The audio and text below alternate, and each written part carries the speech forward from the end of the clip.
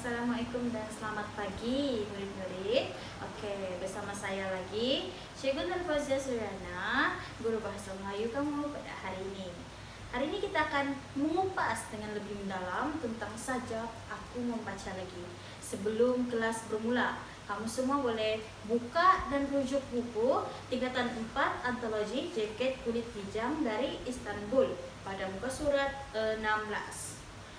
Kamu semua sudah bersedia untuk mengikuti aktiviti kita hari ini? Baiklah murid-murid, sebelum kita mengupas sajak aku membaca lagi dengan lebih mendalam, saya akan memperdengarkan kamu bagaimana membaca sajak dengan intonasi dan mendeklamasikan sajak dengan cara yang betul. Kamu boleh rujuk pembentangan slide yang ada di sebelah, oke? Pada rangkap pertama, aku mendongak langit, membaca garis dan titik, menaakuli kebesaranmu. Di bawahnya gumpalan muka, hembusan bayu dan banjaran gunung.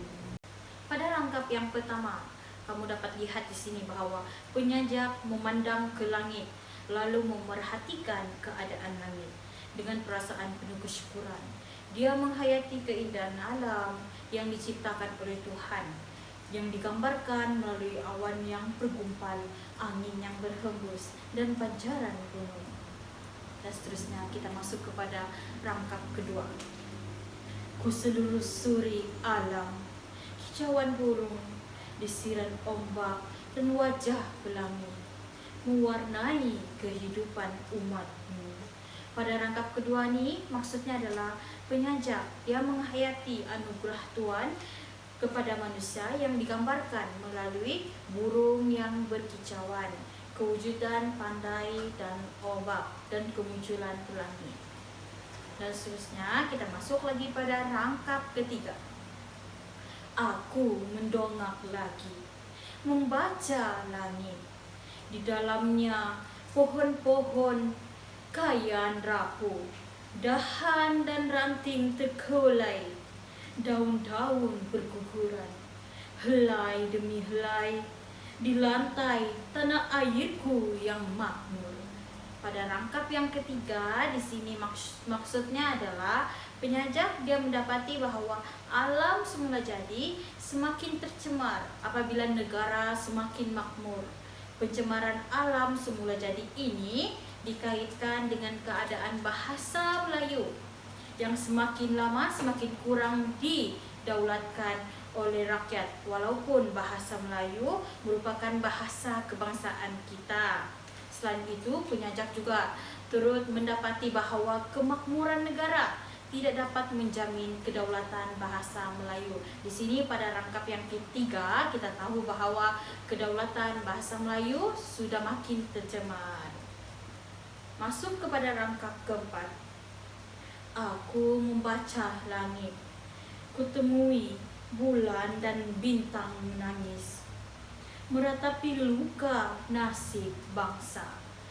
Rangkap yang keempat maksudnya adalah di sini para pejuang bahasa yang cinta akan bahasa Melayu berasa sedih melihat nasib bahasa Melayu yang tidak dimartabatkan. Di sini kita tahulah pada era globalisasi sekarang ramai rakyat Malaysia yang tidak menggunakan bahasa Melayu dengan cara yang betul, dengan sebutan yang betul.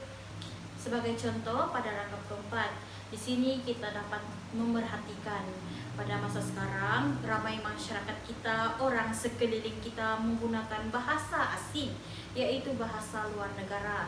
Contohnya bahasa Inggris. Di sini kita tahu bahwa bahasa Melayu semakin terpinggir dan tidak dimartabatkan. Contohnya macam penggunaan saya tukar pergi I, kamu tukar kepada you. Itu adalah salah satu contoh kepada bahasa asing yang sering digunakan oleh masyarakat pada masa kini. Masuk kepada rangkap kelima yang terakhir. Aku mendongak lagi, menitis air mata langit, membasahi bahasa Melayuku yang berdarah. Di sini pada rangkap yang kelima maksudnya adalah penyajak meluahkan rasa kekesalannya apabila bahasa Melayu yang semakin diketepikan terus terpinggir oleh semua pihak, terutamanya masyarakat pada masa kini. Apa yang kita tahu pada rangkap kelima tadi, di sini kita tahulah si penyajak ini berasa kesal sebab bahasa Melayu semakin terpinggir, terutamanya dalam kalangan masyarakat, di mana masyarakat kita pada masa kini lebih mementingkan bahasa asing, bahasa luar, bahasa baku dan bahasa pasar. Dorang pinggirkan bahasa Melayu dan tidak memartabatkan bahasa Melayu lagi. Setelah mengkaji tentang maksud tersirat yang ada pada setiap rangkap sajak membaca lagi, sekarang kita akan masuk kepada tema. Kita tahu bahwa tema dalam sajak aku membaca lagi ialah nasib bahasa Melayu yang semakin dipinggirkan oleh anak bangsa. Persoalan bagi sajak aku membaca lagi di sini ada 3 persoalan. Antaranya yang pertama ialah persoalan keindahan alam semula jadi ciptaan Tuhan. Contohnya, penyajak menghayati keindahan alam yang diciptakan oleh Tuhan yang digambarkan melalui awan yang bergumpal, angin yang berhembus dan pancaran gunung. Persoalan yang kedua pula ialah persoalan kedaulatan bahasa Melayu yang kian hilang.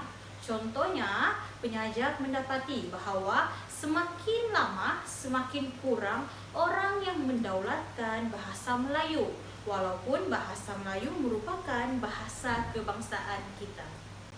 Persoalan yang ketiga pula ialah persoalan kesedihan pejuang bahasa terhadap nasib bahasa Melayu.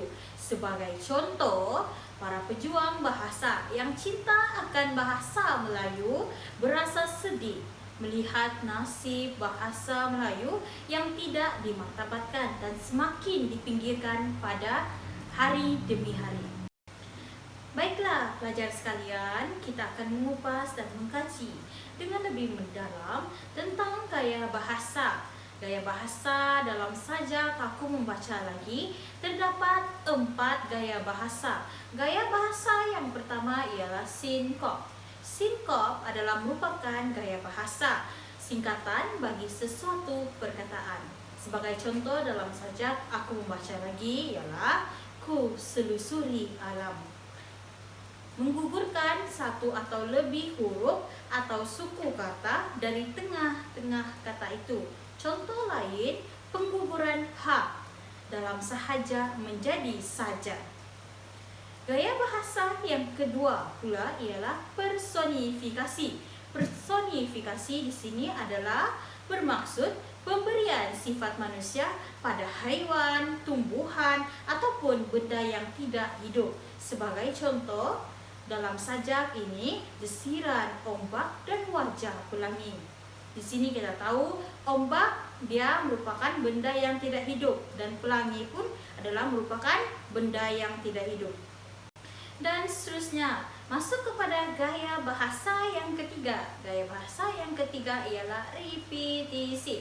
Repetisi di sini membawa maksud kepada pengulangan kata di awal baris. Sebagai contoh, helai demi helai. Pengulangan kata di awal baris iaitu helai. Dan gaya bahasa yang terakhir ialah gaya bahasa kata ganda. Sebagai contoh, pohon-pohon kian rapuh. Kata yang terbentuk daripada kata yang digandakan, sama ada sebahagian atau seluruhnya. Sebagai contoh, pohon-pohon adalah kata gaya bahasa yang digandakan. Nilai murni yang terdapat dalam sajak aku membaca lagi ada 3 nilai murni. Nilai murni yang pertama ialah nilai kesyukuran. Sebagai contoh, dengan perasaan penuh kesyukuran, si penyajak menghayati keindahan alam yang diciptakan oleh Tuhan, yang digambarkan melalui awan yang bergumpal, angin yang berhembus, dan banjaran gunung. Nilai murni yang kedua pula ialah cinta akan bahasa. Sebagai contoh, para pejuang bahasa yang cinta akan bahasa Melayu berasa sedih melihat nasib bahasa Melayu yang tidak dimartabatkan. Dan seterusnya, nilai murni yang terakhir ialah nilai cinta akan alam sekitar. Sebagai contoh, penyajak menghayati keindahan alam yang diciptakan oleh Tuhan, yang digambarkan melalui awan yang bergumpal, angin yang berhembus, dan banjaran gunung. Itu adalah melambangkan sebagai salah satu bentuk rasa kecintaan si penyajak terhadap alam semula jadi yang diciptakan oleh Tuhan. Berikut adalah maksud tersirat yang kita sudah kaji tentang sajak aku membaca lagi, dan seterusnya kita telah kaji tentang komponen-komponen yang ada pada sajak ini. Saya harap apa yang kita pelajari hari ini kamu dapat mengambil iktibar dan aplikasikan dalam kehidupan seharian kamu. Sebagai contoh, kamu boleh mulai sekarang kamu boleh memartabatkan bahasa Melayu, kamu boleh pentingkan lagi bahasa Melayu dalam kehidupan seharian kamu. Jumpa lagi dan terima kasih kerana menonton video ini. Jumpa lagi di masa akan datang. Sekian, terima kasih.